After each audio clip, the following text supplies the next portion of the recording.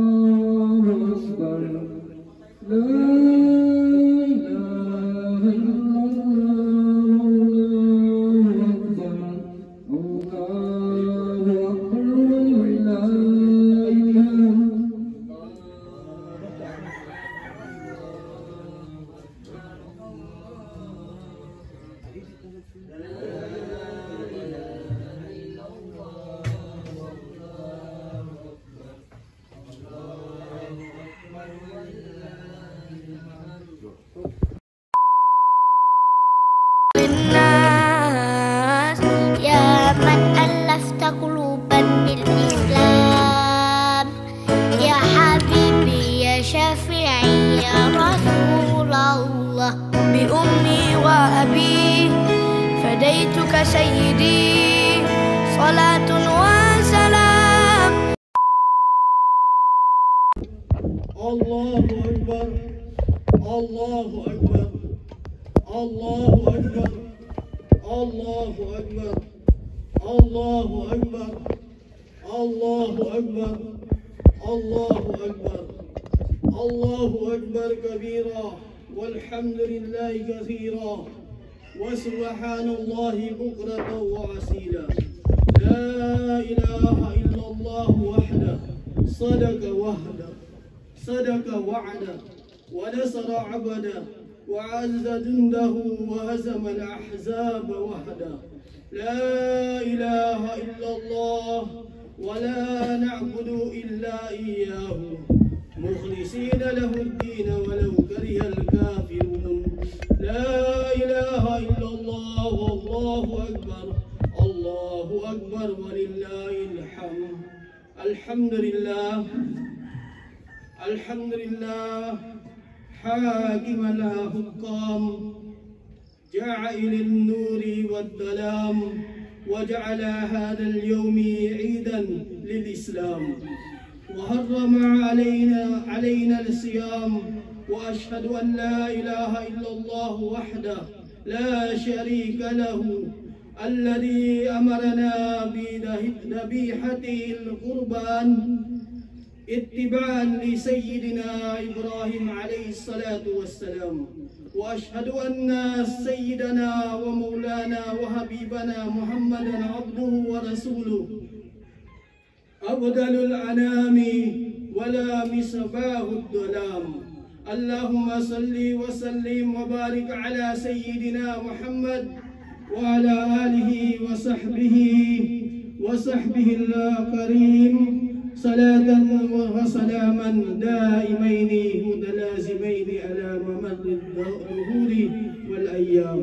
أما بعد فيا عباد الله اتقوا الله وأطيعوه وكبروه تكبيرا. الله أكبر الله أكبر الله أكبر. لا إله إلا الله والله أكبر الله أكبر ولله الحمد. Alhamdulillah, mga magulang at kapatid sa agama ng Allah subhanahu wa ta'ala. Una sa lahat, tayo ay magpasalamat sa Allah subhanahu wa ta'ala dahil nasa napakaraming nikmat na binigay ng Allah subhanahu wa ta'ala sa atin.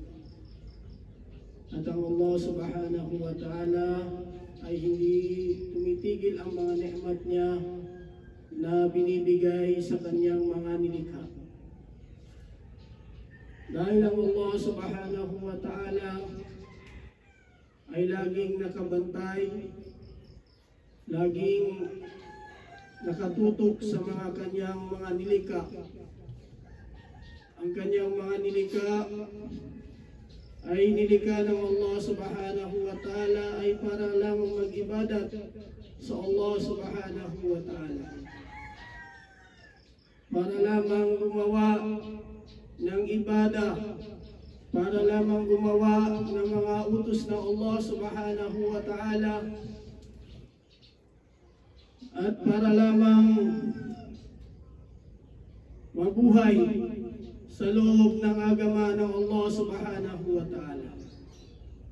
Ang bawat nilikha ng Allah subhanahu wa ta'ala ay nilagyan ng Allah subhanahu wa ta'ala ng kanya-kanyang kakayahan. Ang bawat nilikha ng Allah subhanahu wa ta'ala ay nilagyan ng Allah subhanahu wa ta'ala ng kanya-kanyang lakas. Ang bawat nilikha ng Allah subhanahu wa ta'ala ay binigyan o nilagyan ng Allah subhanahu wa ta'ala ng mga nikmat na punong-puno ng mga nikmat. Para lamang ang kanyang mga nilikha ay makapag-ibadat sa Allah subhanahu wa ta'ala. Sabi ng Allah subhanahu wa ta'ala sa loob ng Al-Quran, وَمَا خَلَقْتُ الْجِنَّ وَالْإِنسَ إِلَّا لِيَعْبُدُونَ. At hindi ako naglikha ng jin at ng mga tao illa li'abudun, maliban lamang sumamba sa Allah subhanahu wa ta'ala. Illa li'arifun, sa ibang tafsir, maliban lamang kumilala sa Allah subhanahu wa ta'ala. Kumilala ng mga utos ng Allah subhanahu wa ta'ala. Mga magulang at kapatid, sa agama ng Allah subhanahu wa ta'ala, isa sa mga malaking nikmat ng Allah subhanahu wa ta'ala, tayo ay ginawa ng Allah subhanahu wa ta'ala isa sa mga umat ng Nabi Muhammad sallallahu alaihi wasallam. Bilang isang umat ng Nabi sallallahu alaihi wasallam, kung ano ang inutos ng Nabi sallallahu alaihi wasallam o nasabi ng Nabi sallallahu alaihi wasallam sa kanyang mga hadis ay dapat sundin ng mga tangasunod niya. Bilang umat ng Nabi sallallahu alaihi wasallam, at ang Allah subhanahu wa ta'ala inutusan Nabi sallallahu alaihi wasallam mula sa ayat ng Nabi ng Allah subhanahu wa ta'ala, summa awhayna ilayka an ittabi' millata Ibrahim hanifa. At pagkatapos sabi ng Allah subhanahu wa ta'ala, kami ay nagwahyu sa iyo ya Muhammad, o Muhammad, an ittabi' millata Ibrahim hanifa, para ikaw ay sumunod sa agama ng Ibrahim hanifa, na punong-puno ng mga kabutihan. Bakit hanifa ang tawag sa agama ng Sayyidina Ibrahim alayhi salam? Dahil ang Sayyidina Ibrahim sa unang zaman niya, unang panahon ng Sayyidina Ibrahim, siya lamang ang nag-iman sa Allah subhanahu wa ta'ala. Kahit ang buong kaum niya, buong lugar niya ay hindi sumunod sa kanya, hindi siya natitinag para makapag-iman sa Allah subhanahu wa ta'ala. Kaya Nabi Muhammad sallallahu alaihi wasallam, inutusan ng Allah subhanahu wa ta'ala na gumaya o sumunod sa mga yapak ng Sayyidina Ibrahim alayhi salam. Dahil napakarami at malapit na syariat sa Nabi sallallahu alaihi wasallam, ang syariat ng Sayyidina Ibrahim alayhi salam. Sa 124,000 na Nabi, 313 na Rasul, Nabi Ibrahim lamang ang malapit na syariat sa Nabi Muhammad sallallahu alaihi wasallam. Minsan ang Nabi Ibrahim alayhi salam,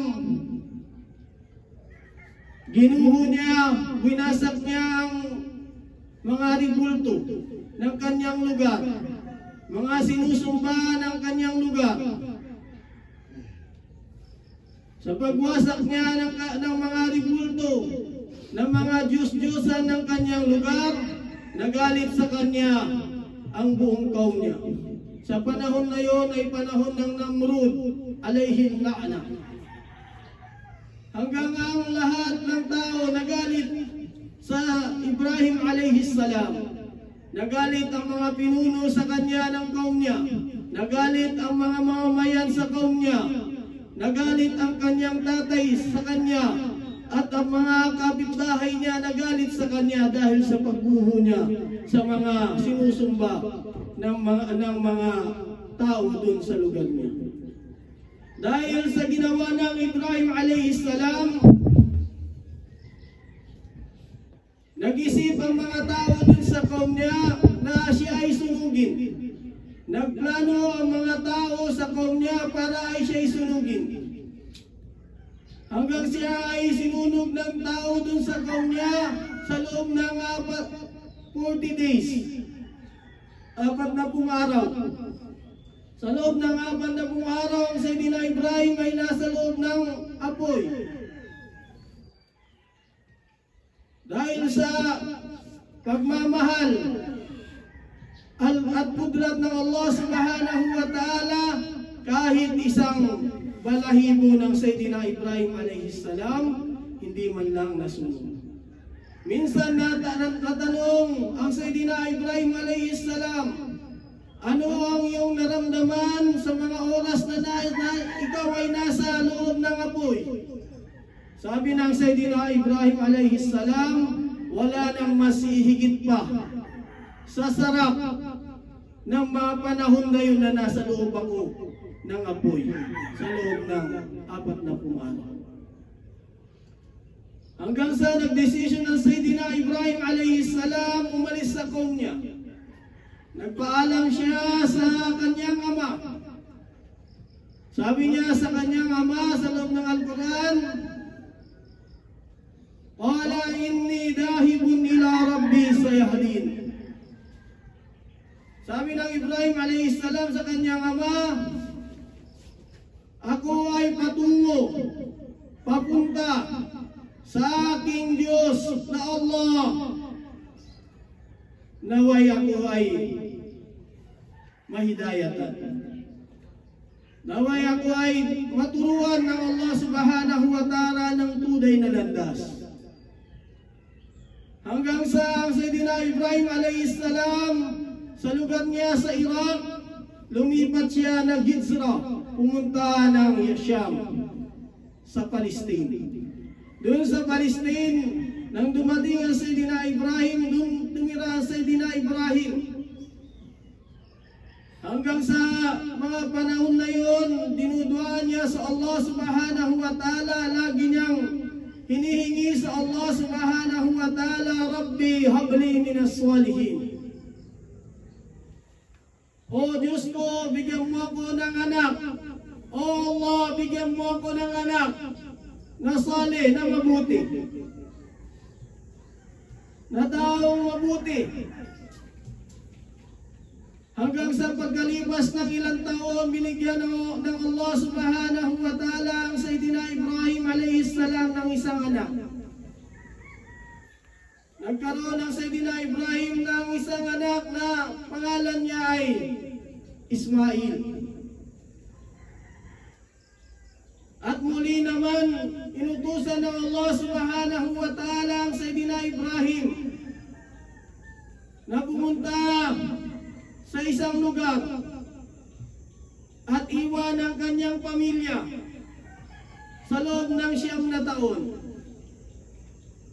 Hanggang sa natapos ang 9 taon, nakabalik ang Sayyidina Ibrahim alayhi salam sa kanyang lugar, nakita niya ang kanyang anak na malaki na. Nabanggit sa loob ng Al-Quran, falamma balagha ma'ahu as-sa'ya.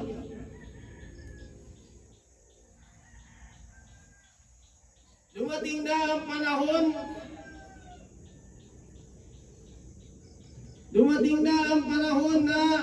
ang kanyang anak ay mayroon ng kakayahan.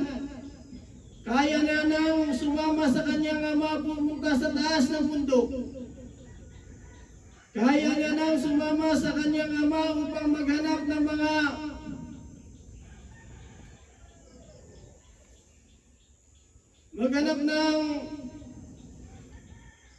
panggatong. Kaya niya sumama sa kanyang ama para ay tumulong. Hanggang sa ang Sayyidina Ibrahim alayhis salam, sa isang gabi siya ay nakapanaginip. Sa kanyang panaginip, dumating ang isang malaika. Sa pagdating ng isang malaika sa kanya, at sinabi ng isang malaika sa Sayyidina Ibrahim, ngayon ay ikaw ay inuutusan ng iyong Diyos Allah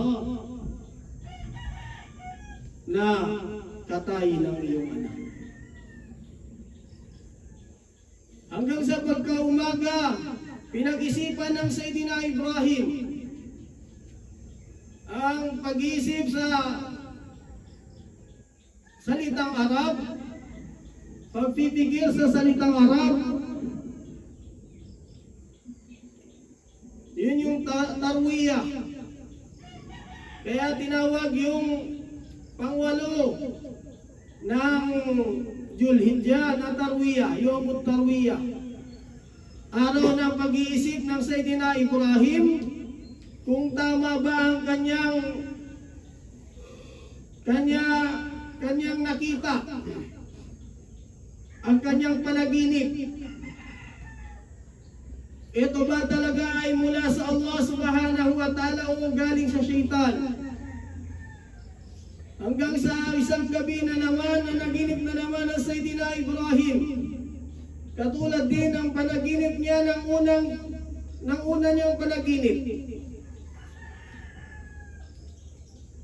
Pagkaaraw, doon na nalaman, natukoy ng Sayyidina Ibrahim, yun pala ay tunay na utos ng Allah subhanahu wa ta'ala sa Sayyidina Ibrahim.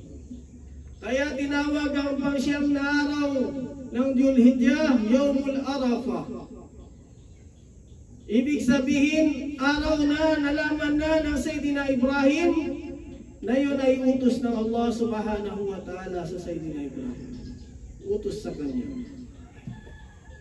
Hanggang sa pang-sampung araw ay pang-sampung gabi ng Julhijjah, na naginip na naman ng Sayyidina Ibrahim.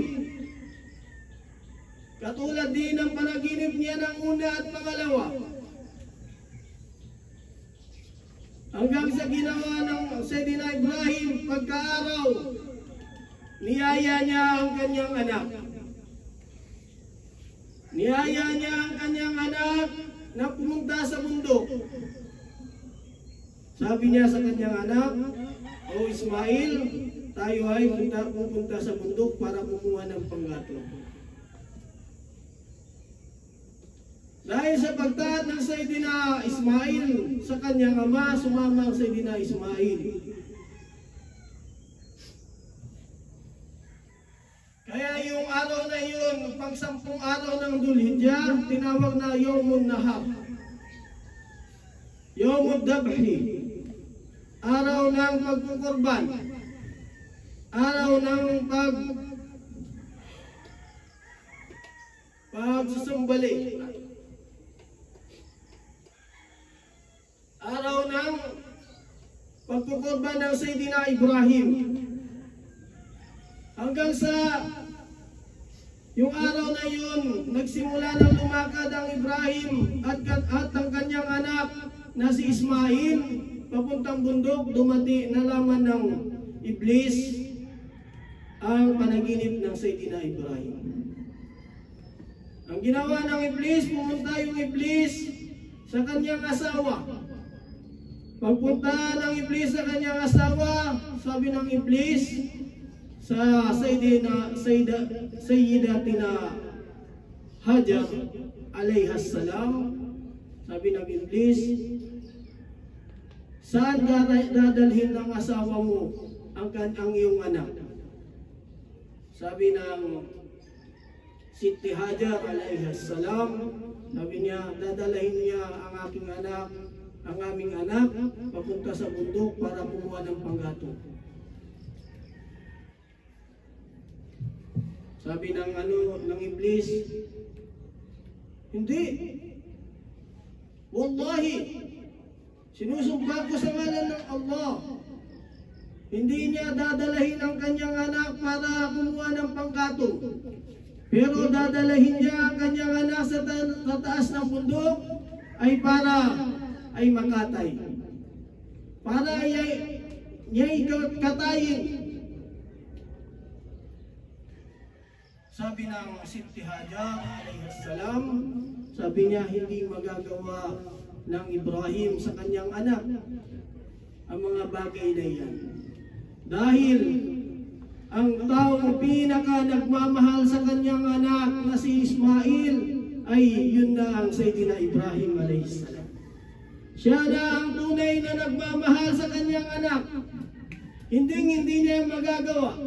Sabi ng Iblis, narinig ko mula sa kanya, yun ay utos sa kanya ng kanyang Diyos, Allah.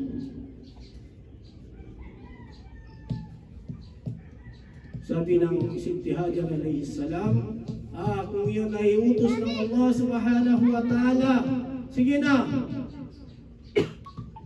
katayin niya na ang kanyang anak. Dahil sa utos ng Allah subhanahu wa ta'ala sa kanya, nakatayin niya na ang kanyang anak. Umalis ang Iblis alayhi la'na. Sabi niya, hindi ko matataskil itong asawa ng Sayyidina Ibrahim. Pumunta na naman siya sa Sayyidina Ismail. Sabi niya sa Sayyidina Ismail, oo, ikaw bata, alam mo ba kung saan ka dadalhin ng iyong ama? Sabi ng Ismail, oo, kami ay pupunta sa bundok para kumuha ng panggatong. Sabi ng Iblis, hindi ka dadalhin ng iyong ama para kumuha ng panggatong. Ngunit, ikaw ay dadalhin ng iyong ama sa taas ng bundok para ikaw ay katayin. Sabi ng Ismail, hindi magagawa sa akin yan ng aking ama. Sabi niya, hindi. Sabi ng Iblis, narinig ko siya ay inutusan ng Allah subhanahu wa ta'ala na para ikaw ay katayin. Sabi ng Sayyidina Ismail, kung yun pala ay utos ng Allah subhanahu wa ta'ala sa aking ama, na ridala ko, tatanggapin ko na. Tatanggapin ko na nakatayin ako ng aking ama. Hanggang sa umalis ang Iblis, hanggang nagpatuloy ang Sayyidina Ibrahim at Ismail pataas ng bundok.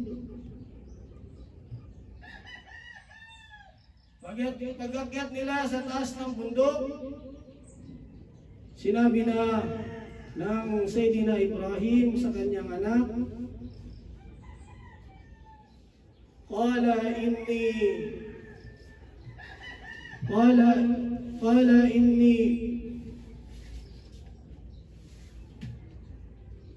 ara bil manami an adbahaka fanzur madha tara. Sabi ng Sayyidina Ibrahim sa Ismail,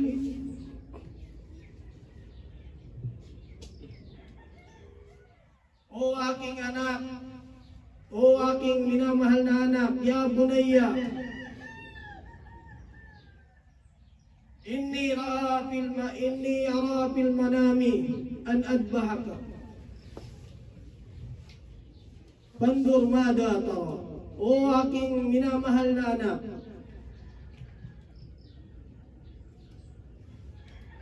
o aking minamahal na anak,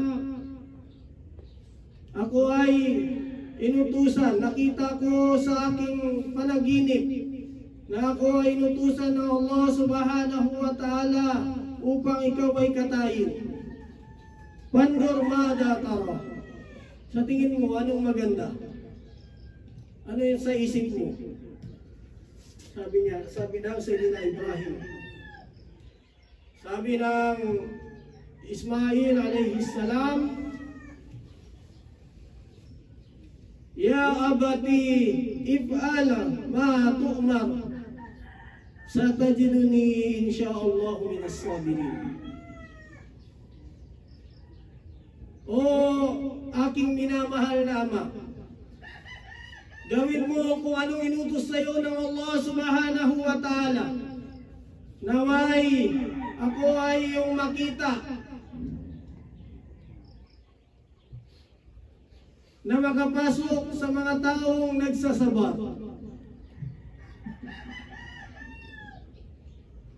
Hanggang sa dumating na ang panahon na kailangan ng katayin ng Sayyidina Ibrahim ang kanyang anak. Nasabi sa loob ng Al-Quran, Walamma aslama watallatahu liljabin. Sa oras na natanggap na ng Ibrahim at Ismail ang utos ng Allah subhanahu wa ta'ala na ipapakatay ang Ismail, natanggap na ng ama na katayin ng kanyang anak, at natanggap na ng anak na katayin siya ng kanyang ama.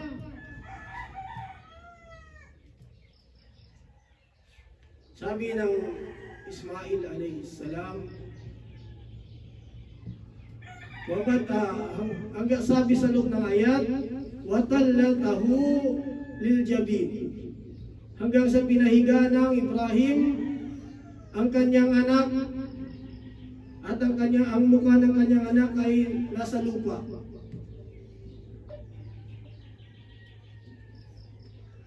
Ang mga panahon na yun, humingi ang Sayyidina Ismail sa kanyang ama. Humiling ang Sayyidina Ismail. Sabi niya, O aking ama, pwede ba akong humiling?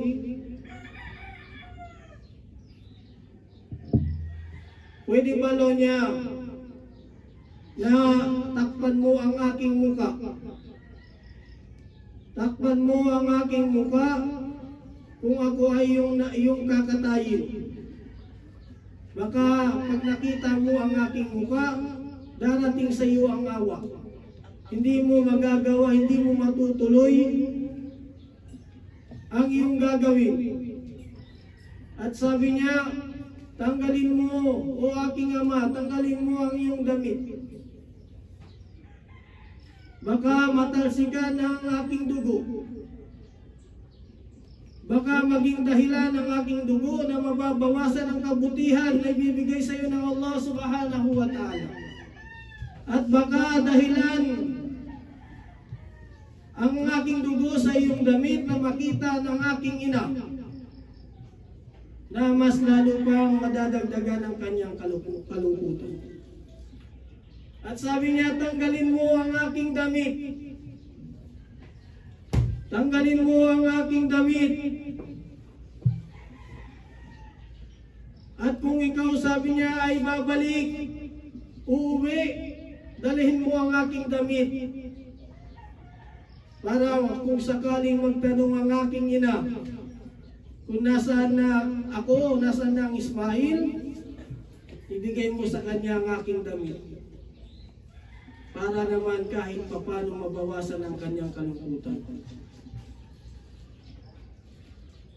At sabi pa ng Ismail, higpitan mo ang pagkatali para hindi ako makagalaw.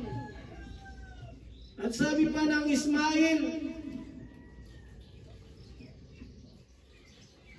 patulisin mo ang iyong itak, ang iyong kutsilyo, para kung sakali ako ay yung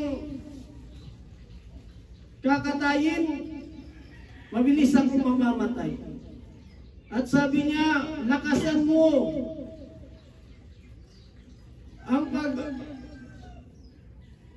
ang pagkatay sa akin para hindi na ako makaramdam ng sakit. Hanggang sa umiyak ang Ibrahim at Ismail sa mga panahon na yun. Umiiyak silang dalawa dahil ang ama nalungkot sa kanya para sa kanyang anak at ang anak nalungkot para sa kanyang ama. Pero dahil sa utos ng Allah subhanahu wa ta'ala, kailangan niyang gawin. Kailangan gawin ng Sayyidina Ibrahim ang utos ng Allah subhanahu wa ta'ala. Hanggang sa sinimulan na ng Sayyidina Ibrahim na katayin na ang Ismail. Sa unang pagkakatay ng Ismail ay ng Ibrahim sa Ismail, hindi tinabla ng Ismail. Dahil ginawa ng Allah subhanahu wa ta'ala ang liig ng Ismail na parang isang matulis na matigas na bagay. Hanggang sa pangalawang pagkatay ng Sayyidina Ibrahim, hindi pa rin nakatay ang Ismail. Pinalo ng Sayyidina Ibrahim sa bato ang kanyang itak o kanyang kutsilyo. Pagkapalo niya sa bato, bigla lang nabibiyak ang mga bato pag napapalo ng kanyang kutsilyo. Nagugulat ang Ibrahim alayhis salam. At sa pangatlong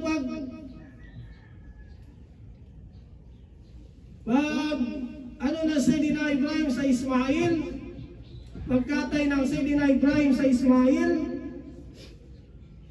dumating na Jibril alayhis salam. Pagkarating ng Jibril alayhis salam, sabi ng Jibril, kada sadaqta al-ru'ya, tinutuo mo na ang panaginip na inutos sa iyo ng Allah subhanahu wa ta'ala. Tinutuo mo na, ginawa mo na ang inutos sa iyo ng Allah subhanahu wa ta'ala.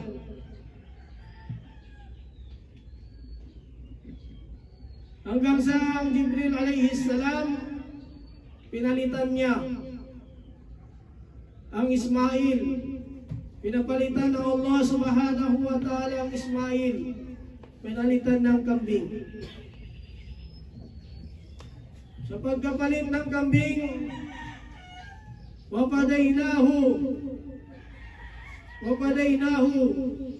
na binanggit sa loob ng Al-Quran. At sabi ng Allah subhanahu wa ta'ala, pinalitan na namin ang Ismail bidabhin adim ng isang hayop na napakaganda. Yung hayop na yun, ang kambing na yun ay kurban ng Habil, anak ng Adam alayhis salam. Sa kisla ng kinurban ng Habil,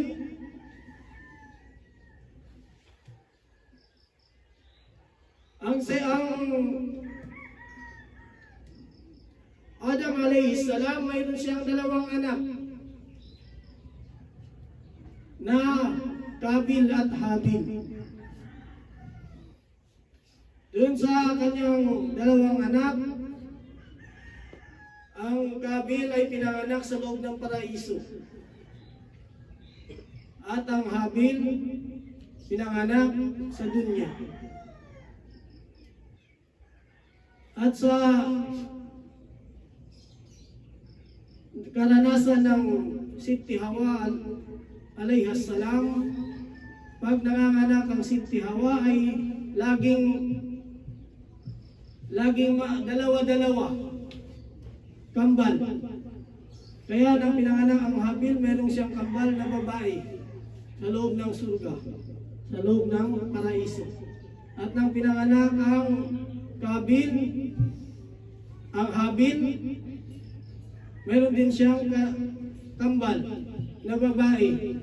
Pinanganak sila sa lupa, sa dunya. Hanggang ang Kabil, gusto niyang asawahin ang kanyang kapatid, ang kanyang kambal. Dahil sa syariat ng Allah subhanahu wa ta'ala, sa panahon ng Adam alayhi salam, ang syariat na binigay ng Allah subhanahu wa ta'ala, hindi pwedeng ang dalawang kambal ay magkasal. Pwedeng magkasal ang magkapatid, kuya o kapatid. Pero pag kambal, hindi pwedeng magkasal. Hanggang sa pinakasal ng Sayyidina Adam alayhi salam ang Kabil sa kambal ng Habil. At ang Habil pinakasal sa kambal ng Kabil. Galit na galit ang Habil. Para ba siya ay nagsiselos? Bakit ganoon ang syariat ng Allah subhanahu wa ta'ala? Hanggang sa dumating ang panahon na inutusan ng Allah subhanahu wa ta'ala na sila'y magkurban. At ang Kabil na ito ay siya ay magsasaka.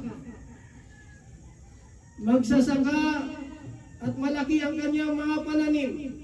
At ang Habil ay siya ay tagapangalaga ng mga hayop. Nag-aalaga ng mga kambing. Sa mga panahon na inutusan sila ng Allah subhanahu wa ta'ala para magkurban, na ang Kabil pumili na sa pinakapangit ng mga kanyang mga pananim.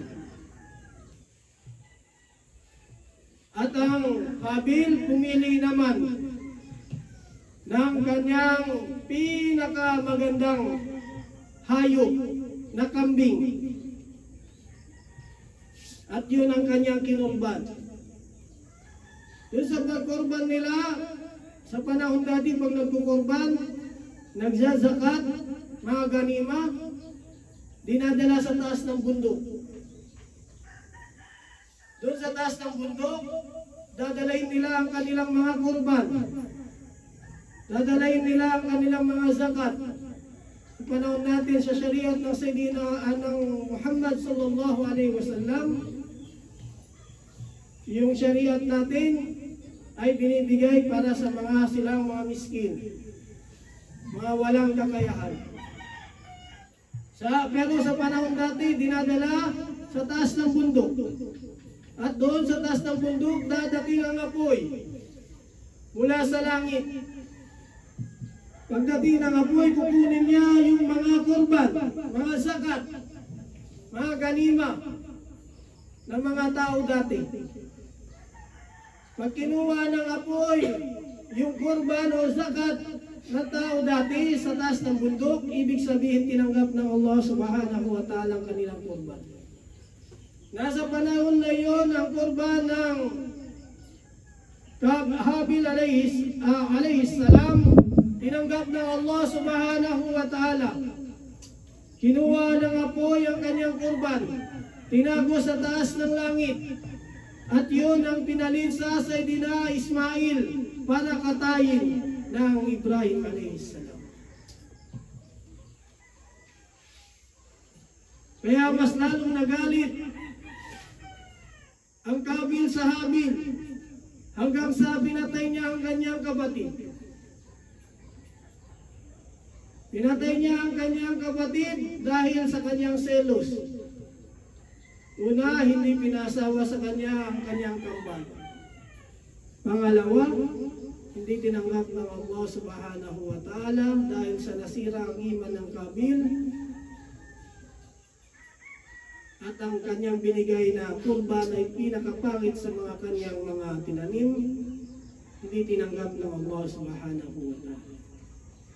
Mga magulang at kapatid sa agama ng Allah subhanahu wa ta'ala, ang kisah o kwento tungkol sa Ibrahim alayhi salam ay isang mga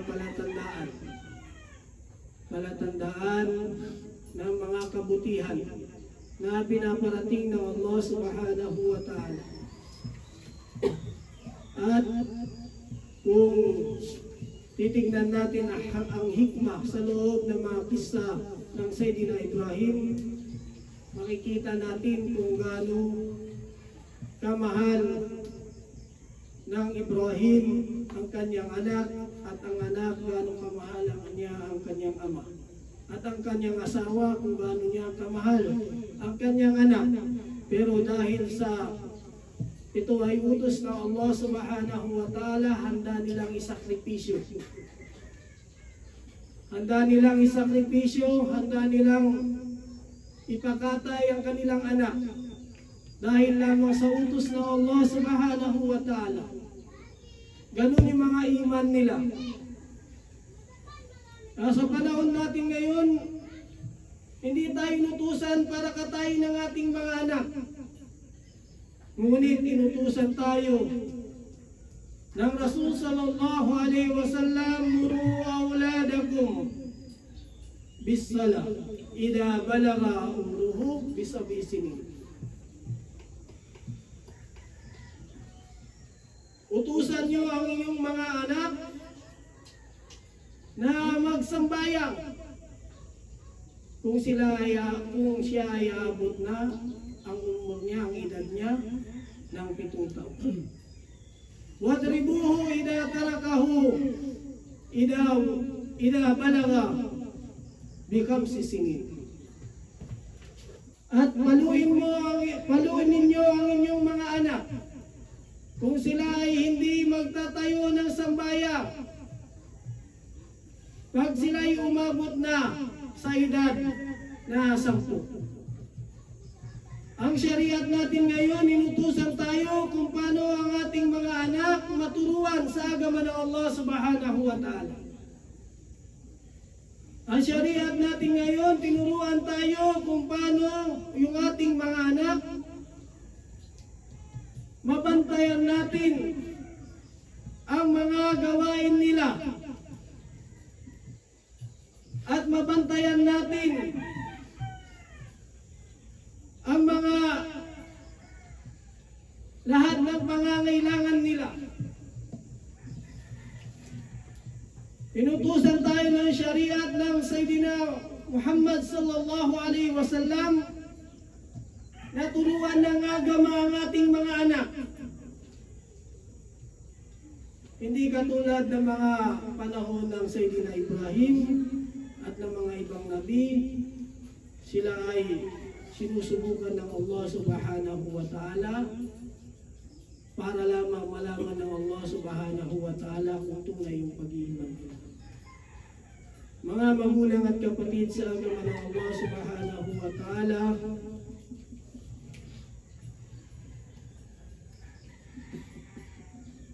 huwag nating kalimutan ang ating mga prioridad.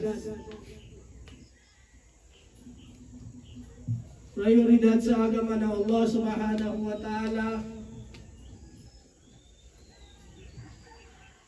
Gumawa ng utos ng Allah subhanahu wa ta'ala at ang ating mga anak para maturuan ng agama ng Allah subhanahu wa ta'ala.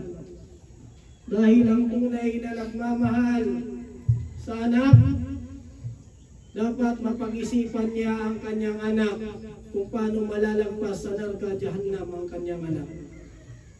Kung paano malalagpas ang kanyang anak mula sa adab, siksa ng Allah subhanahu wa ta'ala. Yun yung tunay na nagmamahal. Tunay na pagmamahal ng isang ama, ng isang magulang sa kanyang anak. Pag-iisipan niya ang kanyang anak kung paano makakalagpas sa narka jahannam.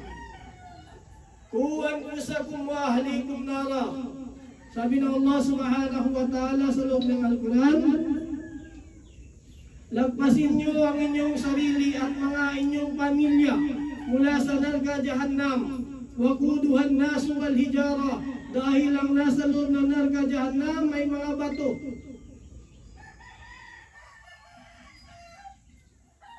at mga apoy. Mga magulang at kapatid sa agama ng Allah subhanahu wa ta'ala,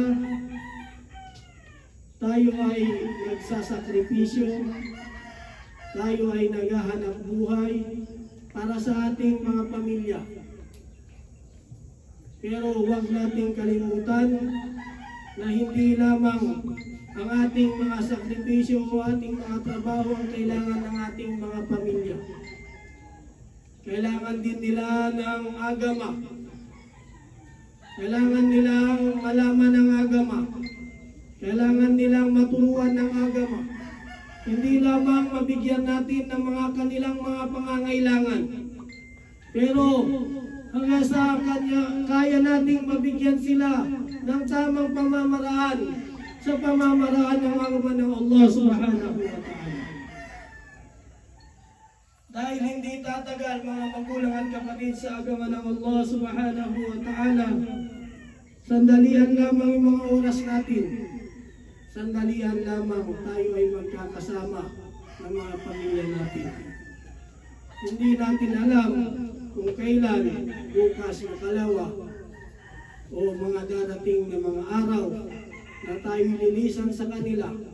Huwag natin hayaan sila ay hindi man lang maturuan natin na makapagsambayang, makapagpuasa, o mapaalalahanan natin sa gawaing mga mabuti. Allahu Akbar, Allahu Akbar, Allahu Akbar, la ilaha illallah, wallahu Akbar, Allahu Akbar, walillahil hamd. Barakallahu li wa lakum fil Qur'anil azim wa nafa'ani wa iyyakum bima fihi min al-ayati wa dhikril hakim wa taqabbalha minna wa minkum tilawatahu innahu as-sami'ul alim. Aqulu qawli hadha wa astaghfirullah al-azim li wa lakum fastaghfiruhu innahu huwal ghafurur rahim.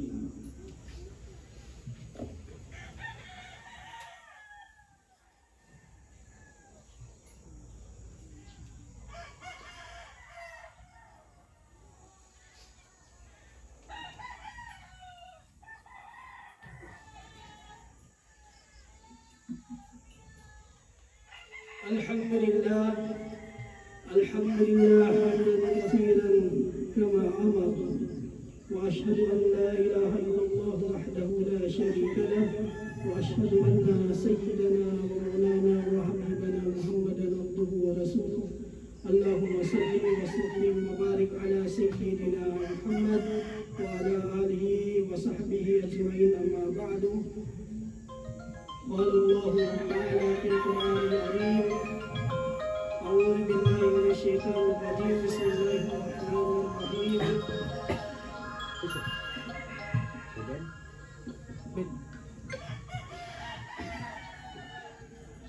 صلوا عليه وسلموا تسليما. اللهم صل وسلم على سيدنا محمد وعلى آل سيدنا محمد كما صليت وسلمت وباركت على سيدنا إبراهيم وعلى آل سيدنا إبراهيم في العالمين إنك حميد مجيد.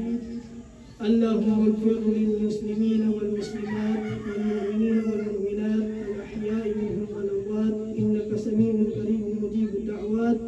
يا قاضي الحاجات ربنا آتنا في الدنيا حسنة وفي الآخرة حسنة وقنا عذاب النار.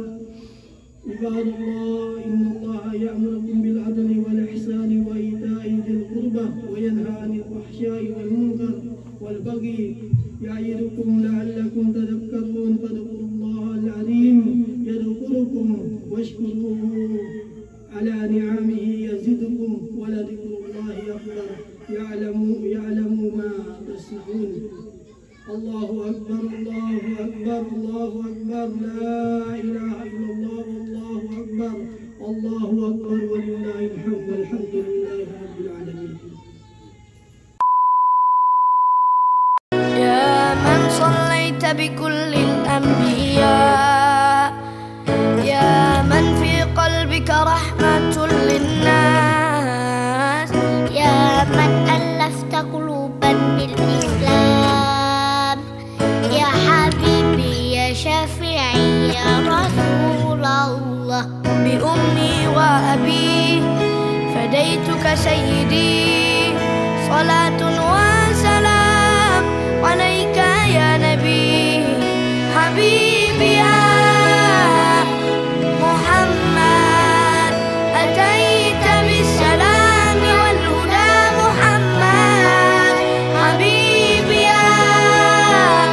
يا محمد.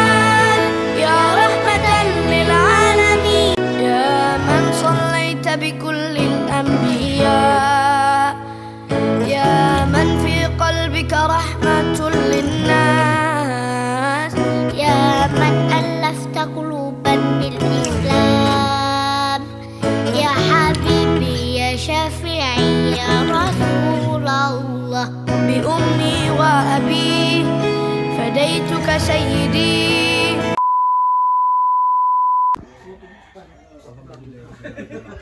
Kakatapos na ng prayer natin So, hanggang doon na lang yung video natin mga ka-scammer. Happy Eid Mubarak sa ating lahat, brothers and sisters sa buong mundo. Inshallah ta'ala, magpakasaya tayo ngayon na. So kung hindi ka pa nakapag-subscribe sa ating YouTube channel, huwag din kalimutan i-subscribe ang YouTube channel natin. Assalamualaikum warahmatullahi ta'ala wabarakatuh.